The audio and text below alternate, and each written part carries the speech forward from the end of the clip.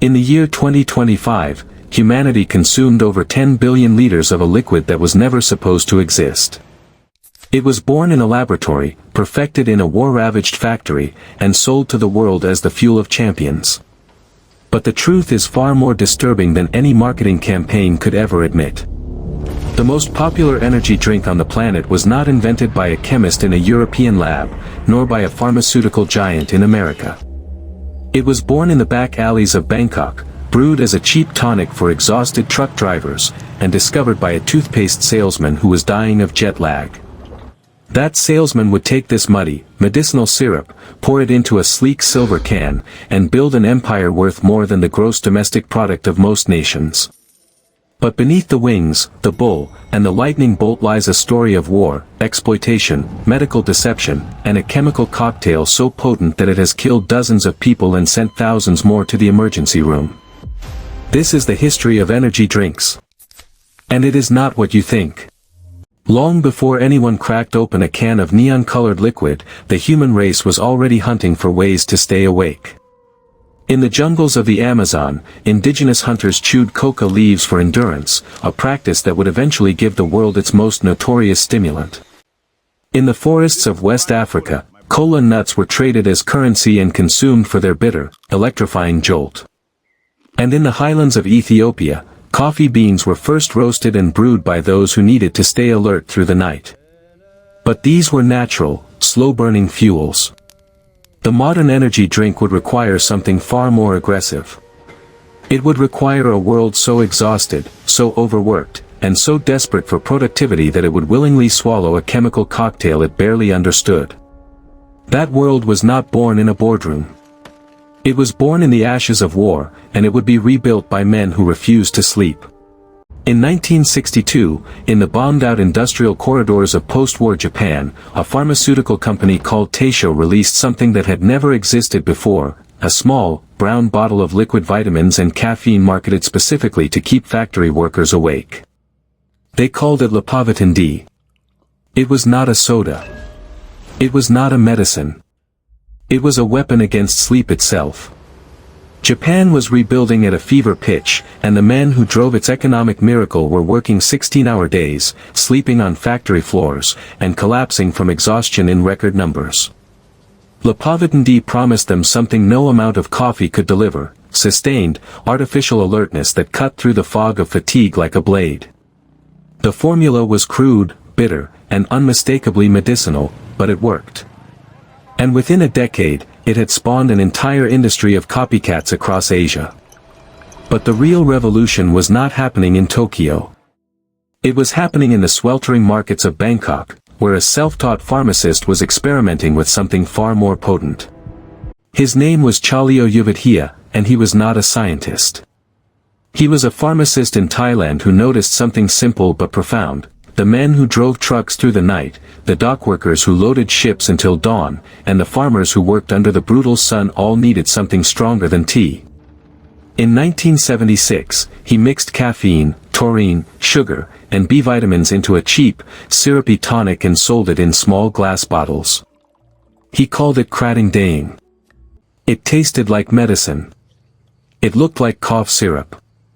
And it was consumed almost exclusively by the working poor who needed to stay awake to survive. There was no marketing campaign. No sleek aluminum can. No global distribution network. Just a brown bottle with a red bull on the label, sold for pennies in roadside stalls and open-air markets.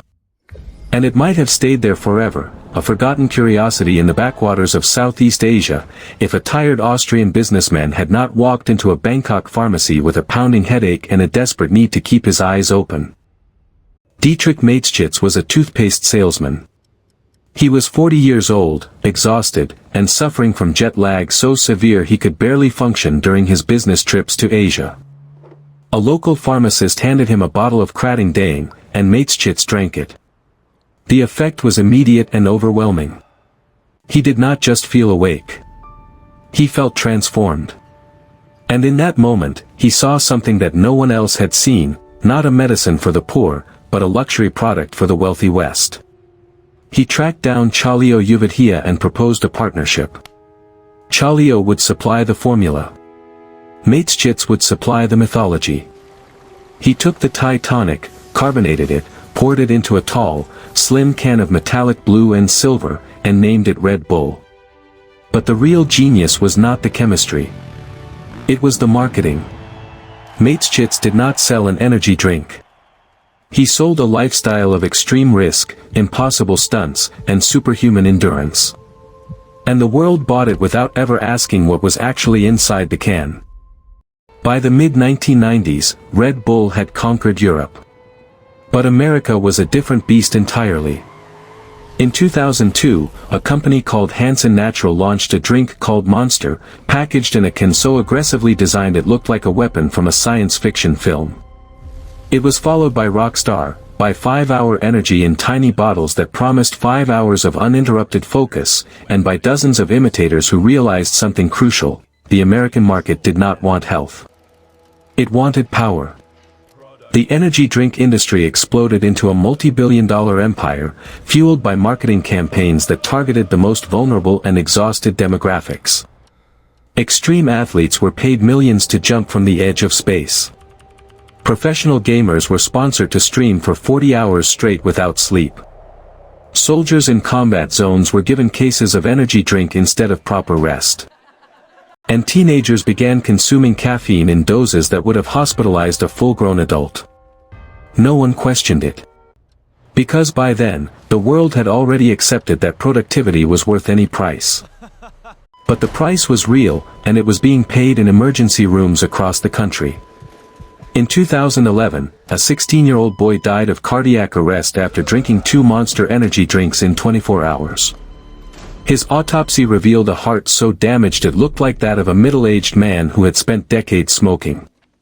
The FDA began receiving reports of deaths linked to energy drinks, and the numbers kept climbing. Dozens of fatalities. Thousands of hospitalizations. Seizures. Heart attacks. Kidney failure. The industry responded with a simple defense: caffeine is safe, and our drinks contain no more than a few cups of coffee. But they were lying by omission. Because energy drinks do not just contain caffeine.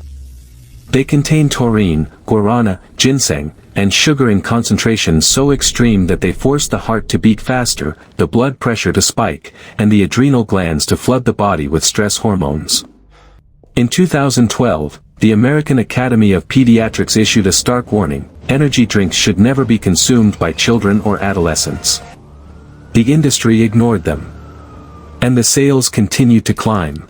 Today, energy drinks are a $50 billion global industry. They are sold in every corner store, every gas station, and every military base on Earth.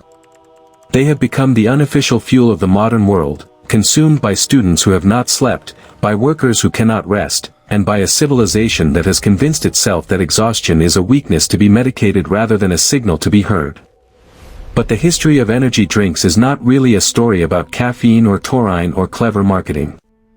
It is a story about a world that has forgotten how to stop. A world that has traded sleep for productivity, rest for ambition, and natural rhythms for chemical acceleration. And the question is no longer whether these drinks are dangerous.